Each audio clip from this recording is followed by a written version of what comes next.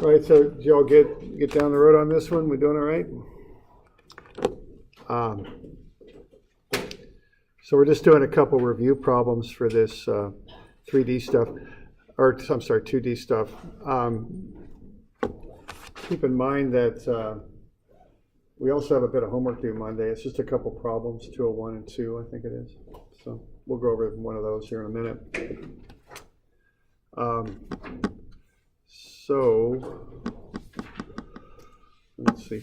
So here we go. So we've got this one. We fill in the inputs there. Remember, you want to use the 25-degree angle. You want the angle from the vertical plane is what you want. This is just one we made up. So yeah, we just made one up in class. All right. So that's the angle you want to use, because by definition on the formula, it was derived using the counterclockwise angle from the vertical plane is positive. That's how it was derived. Okay.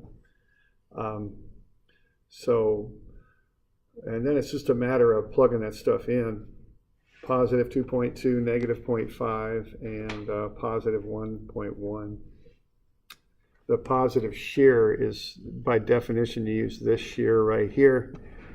That one's going up, and that would spin this thing counterclockwise, so that's why it's positive. And then the angle is 25, and twice the angle is 50. So that'll get you the normal stress on that plane. So we're doing all right with that? Okay. Good. Okay, all right. Now, how about the shear on that plane? What do you do? For the shear, how would you proceed with that? Why don't you just take a couple minutes and find the shear on there if you haven't already.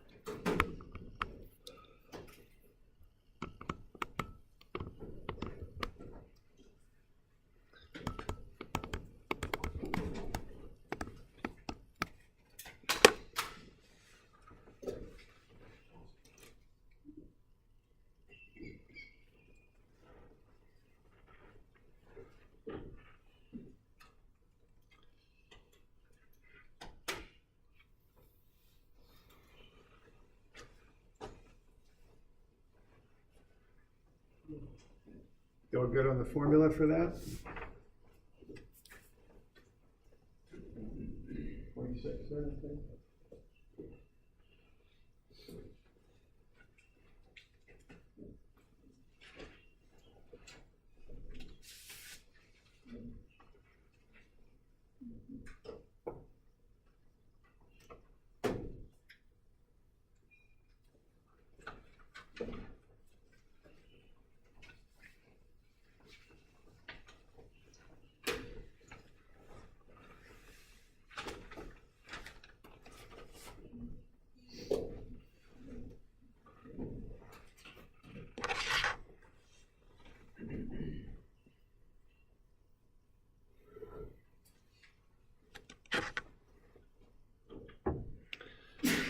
So what angle will you put in to find the shear?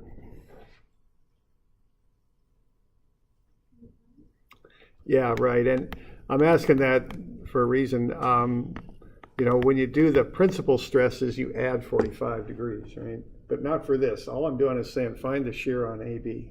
So don't complicate it. If I'm saying find the shear on AB, it's 25 degrees. That's all you got to do, all right? Because I'm specifying the plane. So, all right, so just plug 25 into that and off you go with it.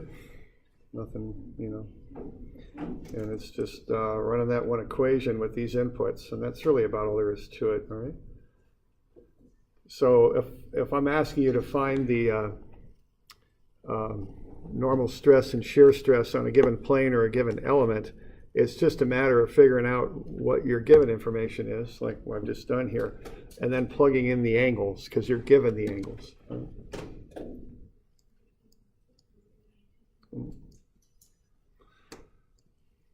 So you just run the numbers, and it's negative 0.327 or something like that.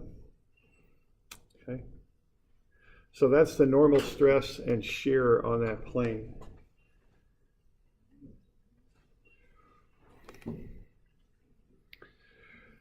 So let's see here.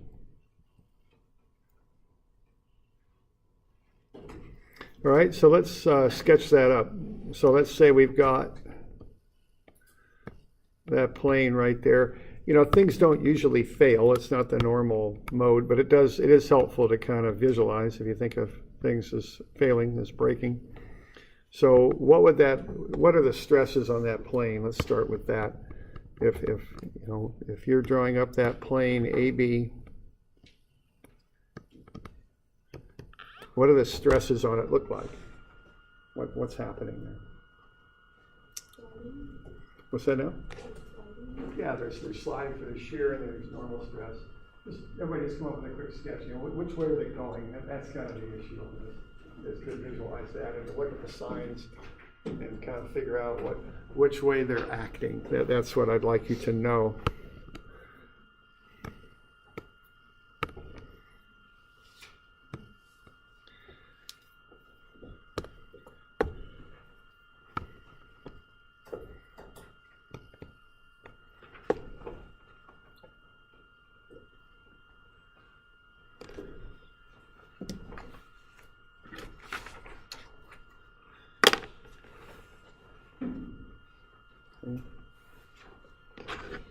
All right, so everybody got a little something on that?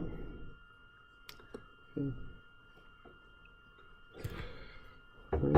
So what do we got here? We've got the normal stress, right?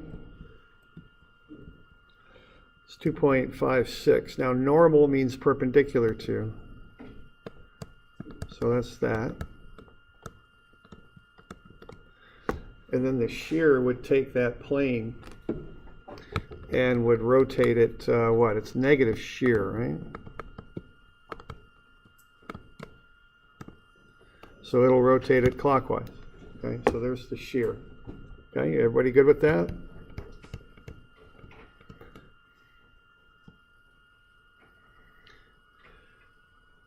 Now what if we draw the other side? How would those arrows go on the other side? Yeah, they flip, right? Okay, so remember, positive is tension, it pulls, regardless of the side you're talking about. Shear would flip too, it would go like that, see, because this shear would rotate that element clockwise, okay? So you know, we just want to be sure that we got some idea what's going on with this, all right? We good with that?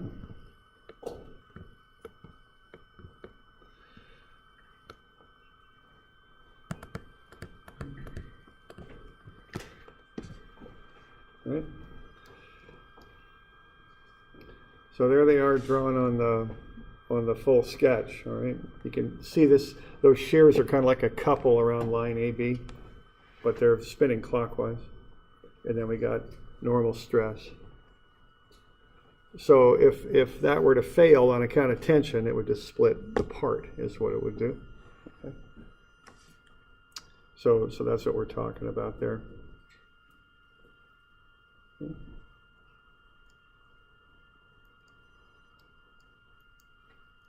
So it looks something like that. It would split and separate along that plane, that shear might cause one side to slide just a bit with respect to the other too. All right?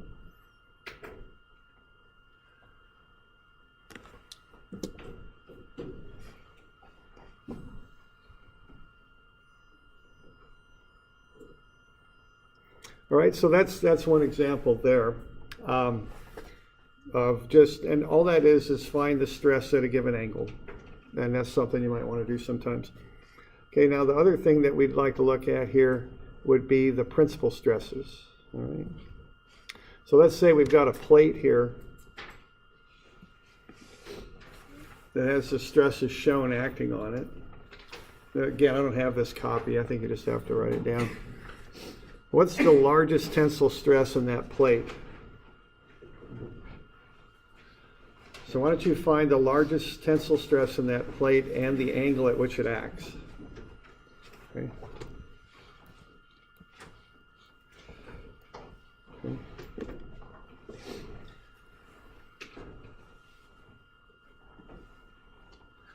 So let's find the largest tensile stress and the angle at which it acts.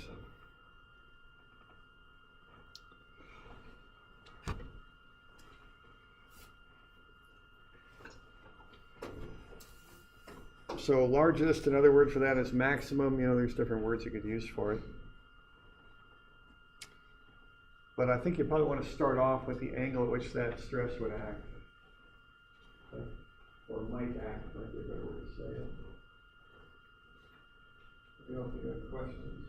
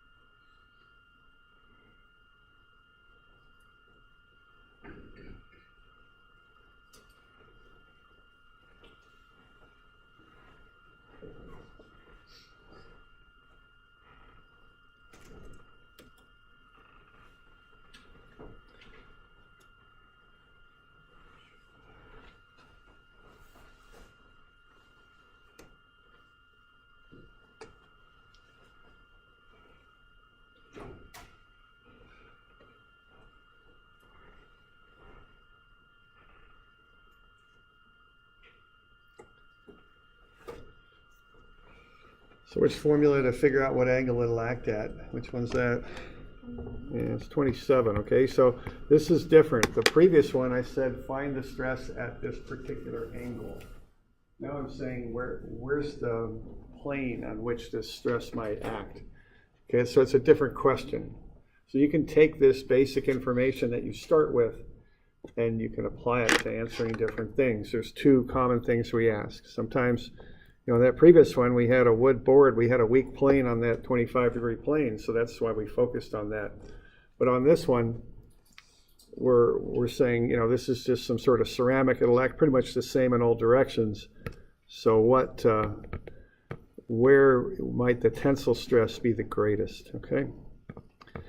So again, ceramic is kind of like concrete. It's granular, so it's not going to have very good tensile strength, would be my guess. When you just put small grains together, they usually don't have a lot of tensile stress. You need lapping to get good tensile stress, long strands. That's what gets you good tensile strength.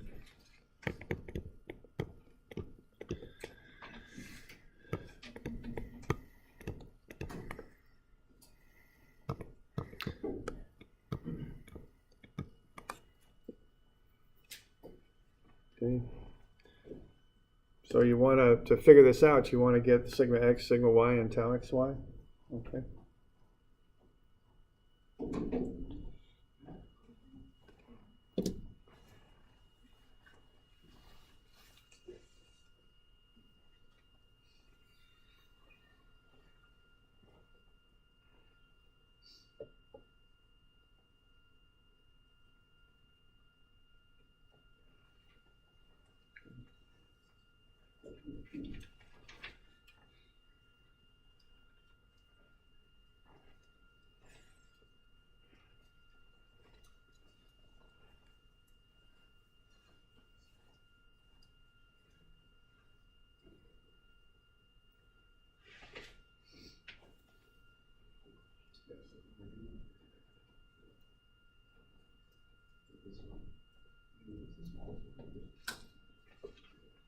You want to find Calmax? Yeah. He does second one. I mean,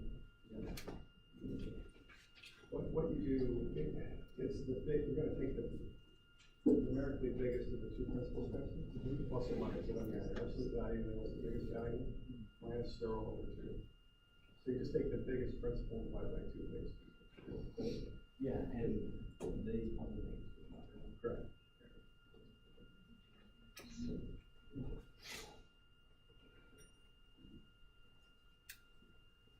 Y'all doing okay getting that angle?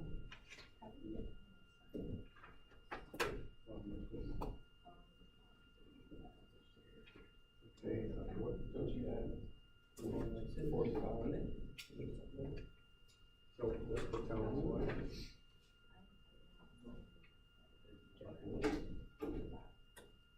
Whatever you're picturing, I'm not seeing. I know that it's clockwise and counterclockwise. Right. Negative or positive, but Yeah. All right, so I just had a bit of a question on the shear. So this is the reference shear. I just always use this one. Okay. That it just always works that way. That's how they derived it. okay. So is that good? So, Thank you. yeah. So, and I know this comes up, but that's probably the most important fact. And if there's any doubt, just take a book or something, put it on the table, and push on it that way, and you'll see which way it goes. So, okay. But the shear on that right hand side is what you're looking at to determine. Right, and that's how the formula started. That's how they defined it. So All right. that's the only reason to do it. I didn't know which arrow I was supposed to be looking at. Yeah. Okay.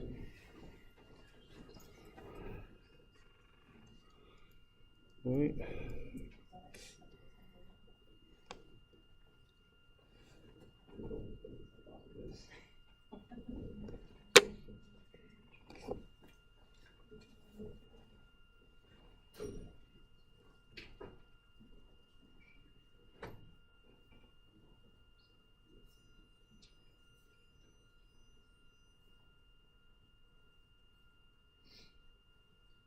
You'll get to about 11.6 degrees.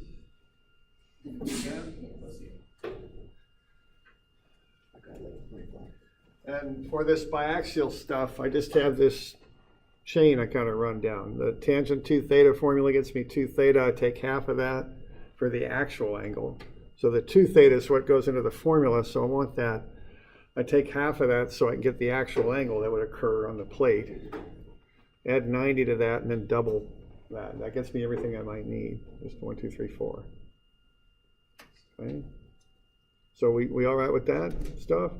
See, this one's different than the previous one. On this one, you don't know what the original angle is. You're not given an angle. You got to find it. And these are the angles that the principal stresses act at. Okay. Now, I don't know which one goes where yet, but I know these are the two I got to look at. All right. So we all right with that? So once you got that, find the tensile stress that acts on the first one. What is it? Or find the stress, I should say. I don't know if it's tensile or not, but find that axial or normal stress that acts at theta 1. What is it?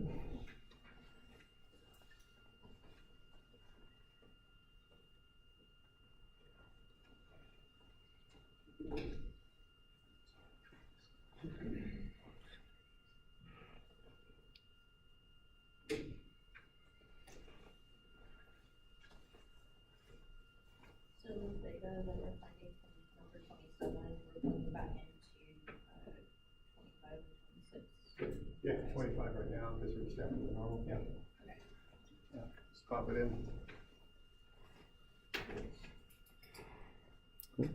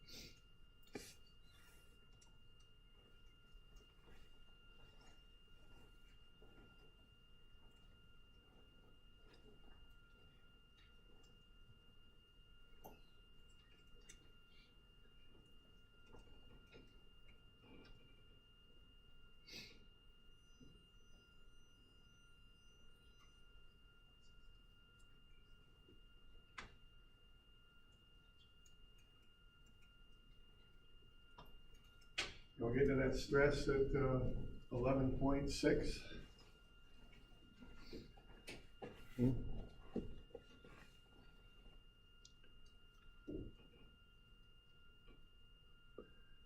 I get negative 13.1. Is that what you got? Okay, now that ain't tensile though, right?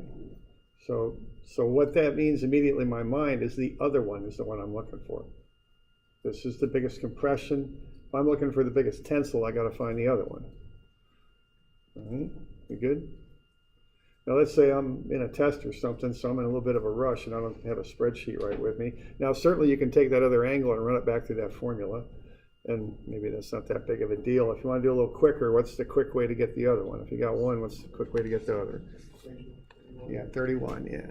Because you got sigma x, you got sigma y, you just found sigma 1. The only one outlying there is sigma 2, so that's a quick way to get it if you need it, okay? So you can just use that one and find the other stress.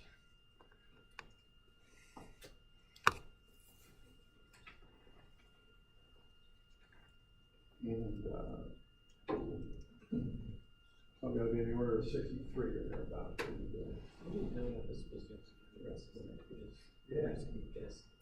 Yeah, now there's actually a way to guess. I mean, you know, we'll get to that in a minute, but right now just try one and see if it ain't right. Do an equation 32 and find it, 31 by the other one.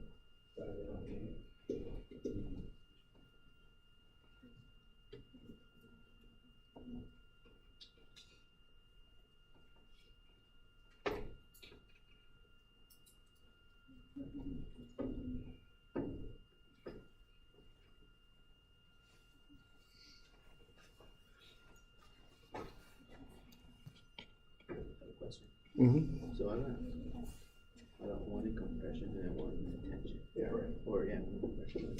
So how does that work? What's that? How is that gonna be modeled in order? How is it? How's it gonna be modeled in order? Oh.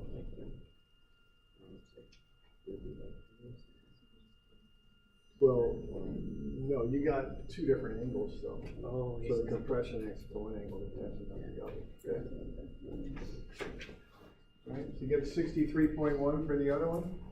Now I went through and ran the full equation on this one, but you could have just as well as done it there. This one here, okay, that method at the bottom is quicker. Oh, right there. Okay. Oh, do I want to allow this app to make you? No, I don't want to do that. Thank you. All right. Okay. So 63.1. Now, draw that up. Which way are they going? Okay, put a little sketch in there to get oriented. Because the bigger question here is we're afraid this ceramic plate here is going to fail in tension. We're going to put some steel rods in it, and we want to know how to orient the steel rods to prevent the failure. We're afraid this thing's going to rip apart in tension on account of these principal stresses. So draw them up. Which way are they going? And what do they look like? Okay.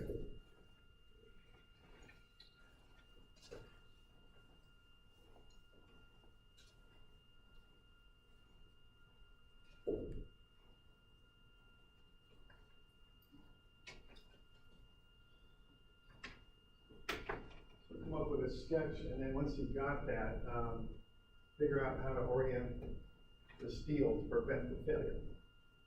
Okay. So the first step here is to draw up a sketch of what those stresses look like in that plate. Which way does the compression point? Which way does the tension point? And then once you got that, see if you can figure out how to orient the steel to prevent the tensile failure.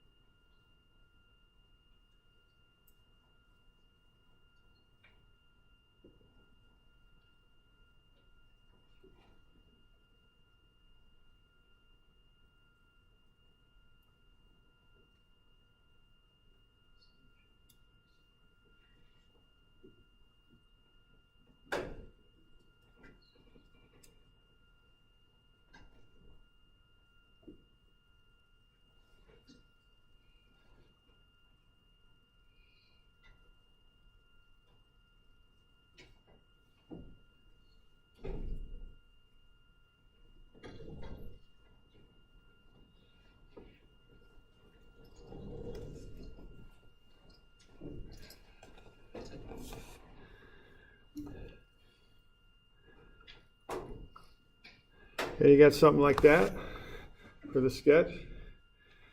Okay. You okay with that? Okay. Because on the, whatever the heck plane it was, 11.6, we got compression. Now remember, these are normal stresses. They're normal to the plane, perpendicular to the plane. And then on the plane 90 degrees off of that, we got this 63.1. Okay? So that's what's going on there. All right.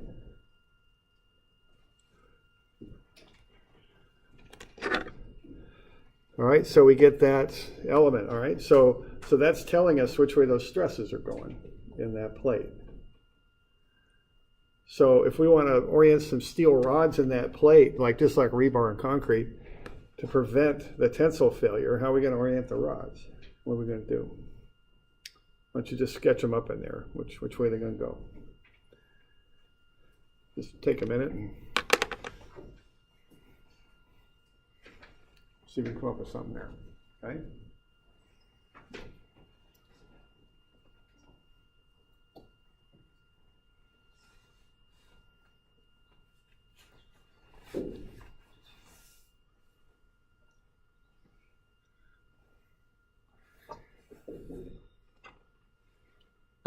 We got any questions on this stuff? How we got that sketch or anything? You doing all right? Yeah, right. Yeah, I didn't put it in there because it was kind of tight, but yeah, it's 11.6 right there. Right.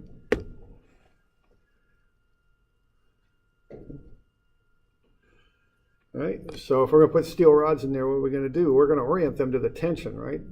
To absorb it. So we'll do something like that. Because that way the tension will be oriented right on the rods, and the rods will pick it up like that. You okay with that? We don't want to orient them the other way because we'll just have unreinforced planes in there that could just be, that'll fail, all right? So what we're doing, we're orienting the steel rods at that angle to absorb those tensile forces that are maximum in this direction. Okay, that's what we're doing. Okay.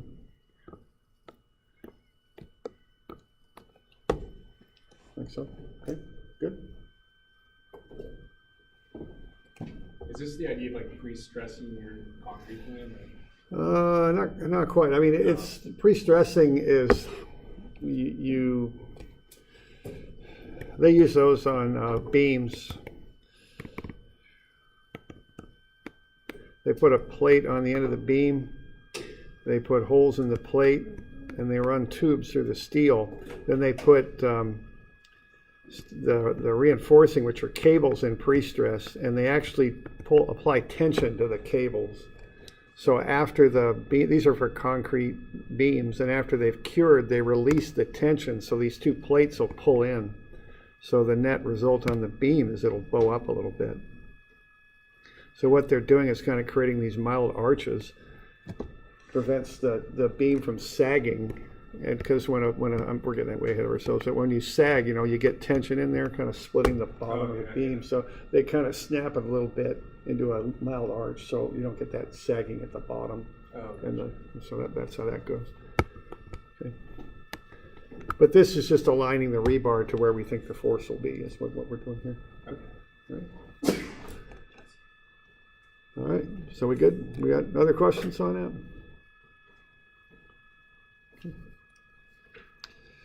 All right. Okay, that's fine. All right, now let's look at that. Let's look at one of those homework problems that are due. I've got 201 and 202. They're due Monday, so why don't we have a look at one of them.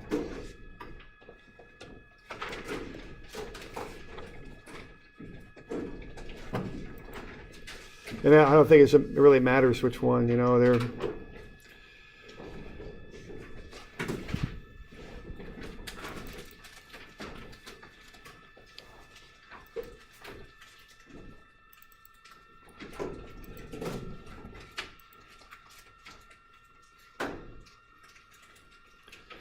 Anybody care on which one?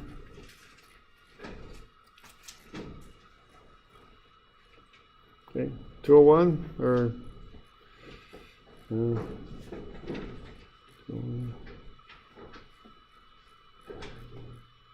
Let's do 202. Looks like I got that one ready to go.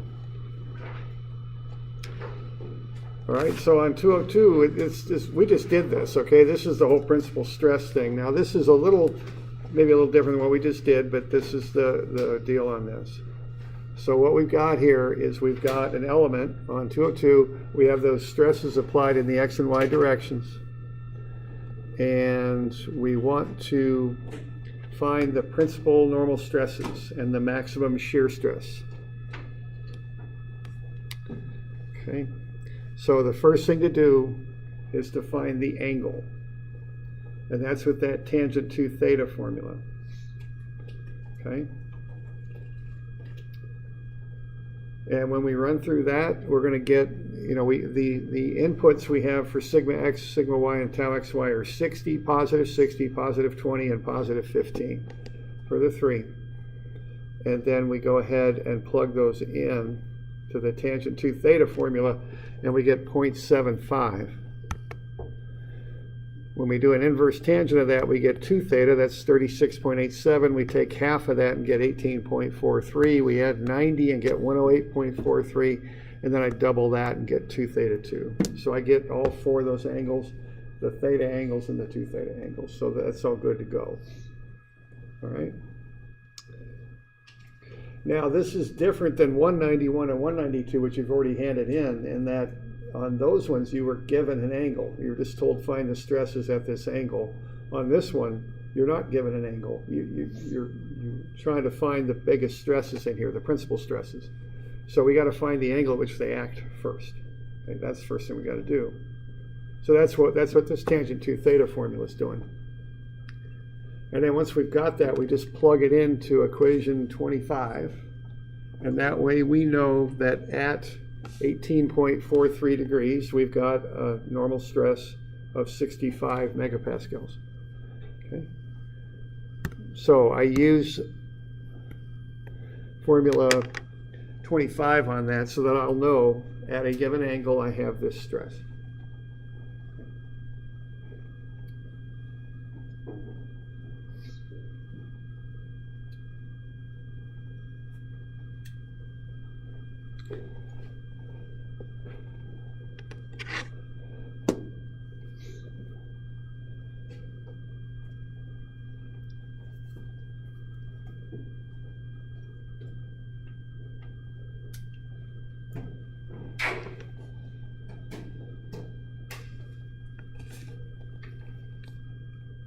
All right, so we get that stress at that angle. All right, now I want to find the stress at the other angle because there's 2 principal stresses, max and min. Okay, there's 2 of them. They're 90 degrees apart. So what I'll do for the next one is I'll run the second angle through. Now I can either run the second angle through that formula or I can use that shortcut formula. I could do either one. They'll both get you the answer. So you could go either way. Doesn't really matter. And when I do that at 108.43, I'm going to get 15 megapascals. So I've got the maximum and minimum stresses.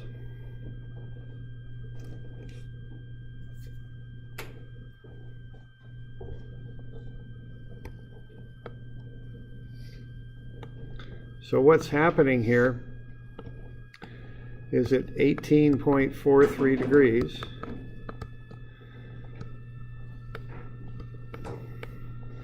I've got a situation like that. On the 18.43 degree plane, I've got 65 megapascals, I think it was anyway, yeah. And 90 degrees off of that, I got 15 megapascals, and there's no shear. Now I do want sketches with these, so that's what the sketch would look like. All right, like so. Okay.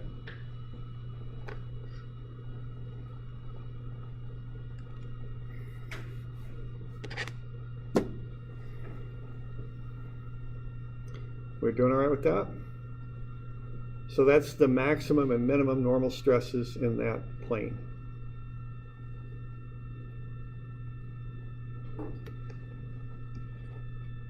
You said there's no shear now? Not on these planes, right? These planes have no shear, right? Now, the maximum shear will be 45 degrees off of these planes, okay? Midway between. So if I want to find the maximum shear, I add 45 to my 18.43 and I get 63.43 and I double it, get 126.86, and I put that into the shear equation.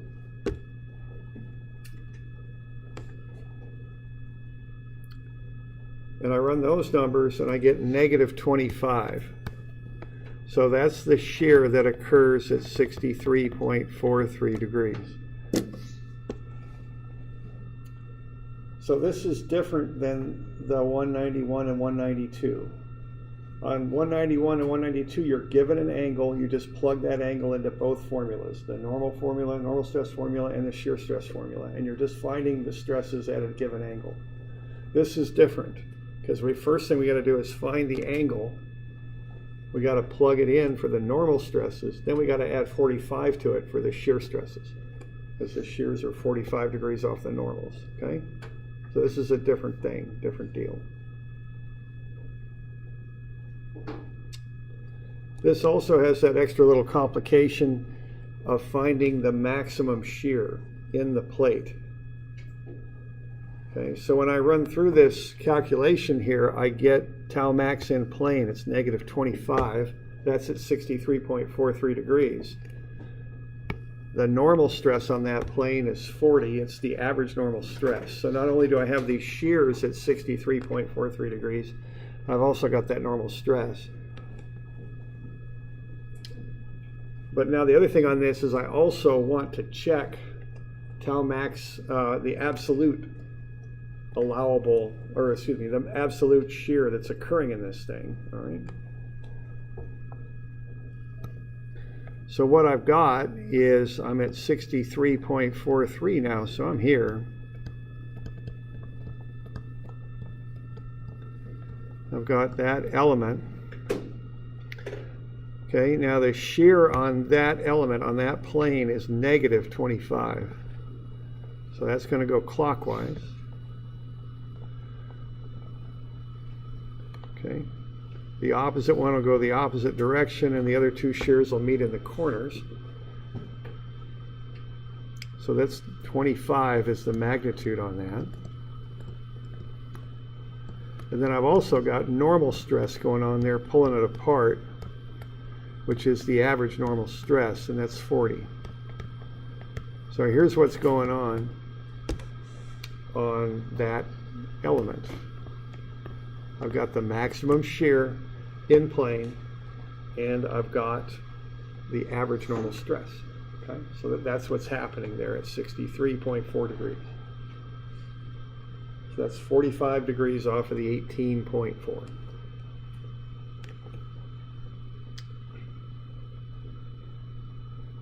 But there's one other thing I got to check if I'm going to design this. Okay, and the other thing I got to check is the potential for failure to happen not in plane but out of plane. So now we're going into a mode kind of like that, where we've got sigma z is 0. Okay, so that's 0, and now we're going to look down at it, I guess, like this, and we're going to look at this plane, and we're going to see what's going on with that. Okay, that's what's going on. And what's going on with that is we have that plane. I'll try and draw that, but I don't know. We'll just do that, I guess. What we got with that is 65 going this way, 0 going this way. All right. So we can apply this sigma max minus sigma min over 2 formula. And we got 65 and 0 now. So if this thing were to fail in shear, it's not going to fail in the plane. It's going to fail 45 degrees across that edge is probably what it's going to do. Okay.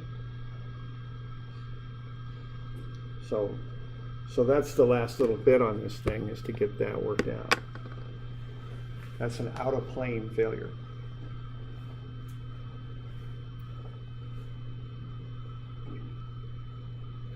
So if you're gonna design something, a biaxial object, you wanna be sure to check this little detail here and make sure you're not getting yourself into trouble.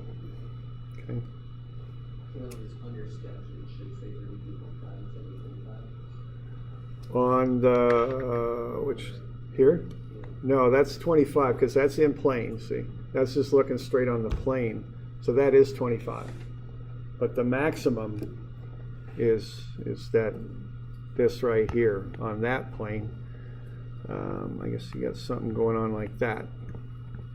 And that's the 32.5 right there. So they're occurring in different places. Yeah. Something different happened if the 265s were compression instead of tension? Not much. The numbers would come out the same. So you got this plus or minus out in front here. So, you know, that'll kind of negate that. The one thing that would happen that would be a little different would be the direction, assuming the angle were the same, which I can't guarantee. I don't think it would be, but the 65s would be going this way now. So the shears would be doing what? They'd be like this time. But I think I mentioned before, positive shear and negative shear don't affect objects very differently. So the practical answer to that question is no. It'd be the same situation. Okay. So that's kind of the deal with that. Okay. So there's all the answers we got to that thing. And, you know, this is a fair amount of material here. I know to kind of, you know, it's a lot of stuff. So there we go. So sigma 1 is 65. That occurs at 18.4 degrees. Sigma 2 is 15. That's at 108.4 degrees. Now, remember, the subscripts don't really mean a whole lot. If you called this sigma 2, it wouldn't be any problem. But you got to call that theta 2 if you do, because they're together, okay? The bottom line here is 65 acts at 18.4. You could call it whatever the heck you want. It doesn't matter, okay? But you do want to connect the fact that the 65 occurs at 18.4 degrees and the 15 occurs at 108.4. Okay, so we want to get those things together. Okay, tau max in plane is negative 25 at 63.4. The average normal stress is 40. And the tau max absolute, the very largest, is plus or minus 32.5. That one's actually out of plane.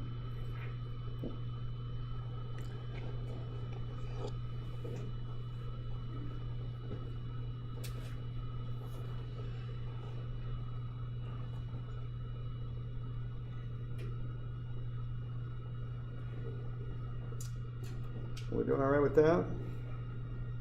You got one just like it on 201. Keep you going through. All right, so that's 201 and 2 are due on Monday. All right, so we'll probably have our exam here a week from Monday. We got one more thing to cover. It's something called Moore's circle. So this is Monday the 22nd, and then midterm 1 will probably be Monday the 29th. Now, if you're taking both of these classes from the strengths and dynamics, we could work something out on that exam just to, so you're not getting everything all at once. Okay. All right, we'll call it good.